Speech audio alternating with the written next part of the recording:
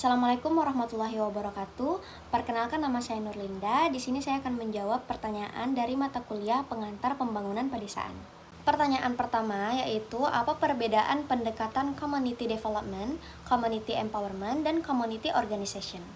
Yang pertama, community development atau pembangunan masyarakat adalah kegiatan pembangunan yang dilakukan secara sistematis dan terencana untuk masyarakat dalam mencapai kondisi sosial, ekonomi, budaya yang lebih baik dibandingkan dengan kegiatan sebelumnya.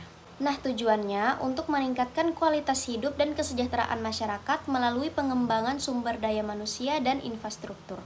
Contoh penerapan community development yaitu di pedesaan bisa berupa pembangunan fasilitas seperti jalan, sekolah, klinik, atau sumur bor.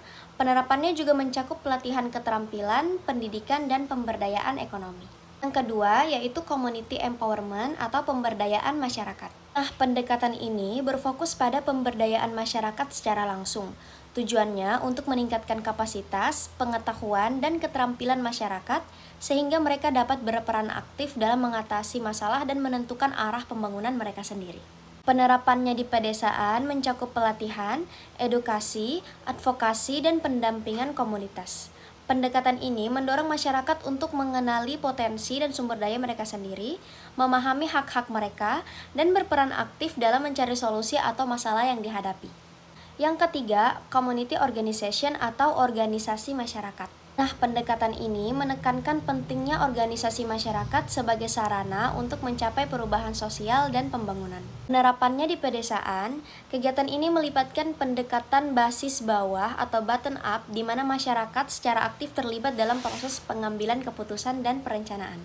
Pertanyaan kedua, apa yang paling penting dilakukan terlebih dahulu agar program yang disusun berjalan dengan baik? Nah, sebelum menyusun rencana program pembangunan pedesaan, kita harus meneliti terlebih dahulu kondisi sosial masyarakat, potensi desa, penyusunan rencana, dan penetapan rencana. Dan yang ketiga, program apa yang sangat tepat untuk dipraktekkan dalam membangun sebuah desa agar lebih maju dan berkembang? Menurut saya, program yang tepat untuk membangun dan memajukan sebuah desa adalah peningkatan sektor wisata. Desa Tanah Kuning merupakan desa yang memiliki laut dan karang, dan salah satu program yang dapat dipraktekkan adalah produk wisata snorkeling. Nah, program ini menawarkan pengalaman menyelam di perairan dangkal dengan suguhan pemandangan karang dan berbagai biota laut seperti ikan, lobster, dan anemon laut. Program ini dilaksanakan di perairan dangkal Desa Tanah Kuning, dan aktivitas wisata ini dapat direalisasikan dengan bermitra bersama BUMDes. Tentunya, kita juga akan menugaskan orang yang memiliki keahlian menyelam untuk menjaga dan membimbing wisatawan agar mendapatkan pengalaman yang baik.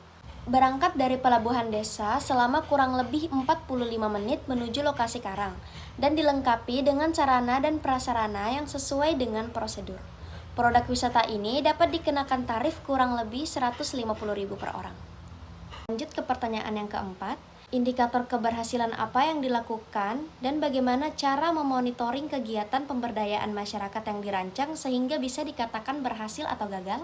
Nah, jadi indikator dari program tadi adalah dari jumlah penduduk, hasil dari produk wisata, kontribusi hasil terhadap desa, tingkat partisipasi masyarakat, dan kelestarian lingkungan. Program ini dikatakan berhasil jika poin-poin tersebut terpenuhi. Namun, jika tidak, maka dikatakan gagal. Indikator tersebut dapat diawasi setiap saat dan dievaluasi setiap bulan dengan mengukur aktivitas wisata tersebut melalui laporan selama kegiatan berlangsung. Oke, pertanyaan terakhir. Gambaran seperti apa seharusnya dilakukan ketika di lapangan agar dalam pelaksanaan berjalan sesuai dengan waktu dan prepare yang sudah dipersiapkan? Nah, selama pelaksanaan, kita harus melakukan pengawasan dan controlling terhadap aktivitas program agar berjalan sesuai dengan rencana. Kita juga perlu untuk membuat standar operasional prosedur untuk mencegah hal-hal yang dapat menghambat jalannya rencana. Dan juga mengukur kelemahan di setiap rencana agar dapat menyiapkan solusi dan pencegahan terhadap hambatan yang akan datang. Itu dia jawaban dari saya. Wassalamualaikum warahmatullahi wabarakatuh.